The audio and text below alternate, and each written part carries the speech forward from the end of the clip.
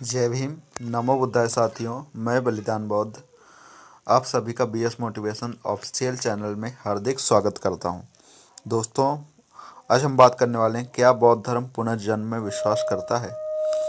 उनके इस बारे में क्या विचार हैं? क्या आत्मा होती है या नहीं होती? तो दोस्तों, बौद्ध धर्म पुनर्जन्म में विश्वास रखता है, परंतु आत्मा में विश्वास नहीं रखता। अब बात आती है, जब आत्मा ही नहीं तो पुनर्जन्म किसका होता है? क्योंकि शरीर तो जल जाता है या फिर समाप्त हो जाता है, और जब आत्मा ही नहीं तो पुनर्जन्म क्या होगा? इस संबंध में भगवान बुद्ध का मानना है कि जिस प्रकार समुद्र की लहरें आगे बढ़ती हैं, उसी प्रकार पुनर्जन्म होता है। अर्थात पहली लहर अपनी ऊर्जा दूसरी लहर को देती है और स्वयं समाप्त हो जाती है। उसी प्रकार दूसरी लहर अपनी ऊर्जा तीसरी को देती है और इसी प्रकार लहरें बनती हैं। अतः पहला जीवन अपने कर्मफल दूसरे जीवन को देकर नए जीवन की शुरुआत करता है। अतः पुनर्जन्म कर्म फल से होता है, न कि आत्मा से। दोस्तों, एक बार फिर मैं आपको समझाने की कोशिश करता हूँ। पुनर्जन्म, भविष्य और अन्य बातें, ये सब सत्य हैं या काल्पनिक? ये प्रश्न और चर्चा का विषय बहुत समय से हो रहा है और रोमांच उत्पन्न करने में बहुत ही लाभदायक भी है।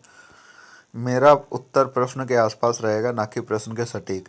तो आपको थोड़ा सा अपनी इंद्रियों का उपयोग करना होगा समझने के लिए। आपके लिए सत्य क्या है? वो जो मैं या कोई और कहता है, या आपका स्वयं का अनुभव? मैं या अन्य जो कुछ भी कहें वो एक रोचक कहानी लग सकती है, या फिर व्यर्थ की बातें, क्योंकि जो कुछ कहा जाएगा आप उसके निष्कर्ष निकालने में तत्पर हो जाते हैं।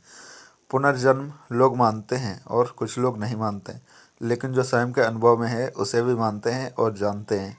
बिना किसी धारणा के कहूँ, बिना मन बनाए जीवन और उनके अनुभवों को पूर्ण रूप से स्वीकार करें तो सदैव आपका अनुभव सत्य और पूर्ण रहेगा।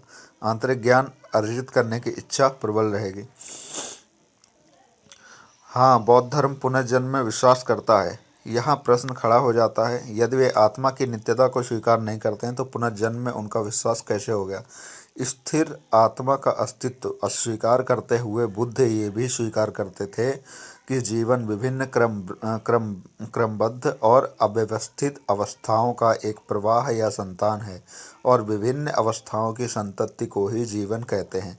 इसी तरह वर्तमान अवस्था ही आगामी अवस्था को उत्पन्न करती है, और इसी तरह वर्तमान अवस्था उसकी पूर्ववर्ती अवस्था की देन है। जीवन की विभिन्न अवस्थाओं में पूर्वापूर्व कारण कार्य संबंध रहता है, इसलिए संपूर्ण जीवन एकमय मालूम पड़ता है। जैसे दीपक की ज्योति भले ही एक स्थायी नजर आए, पर क्षण क्षण में दीपक की ज्योति की अवस्थाएं बदलती रहती हैं। पुनर्जन्म का सिद्धांत नित्य आत्मा के कारण नहीं, अपितु ज्योति के उदाहरण के समान है। अर्थात एक ज्योति से दूसरी ज्योति को प्रकाशित किया जा सकता है।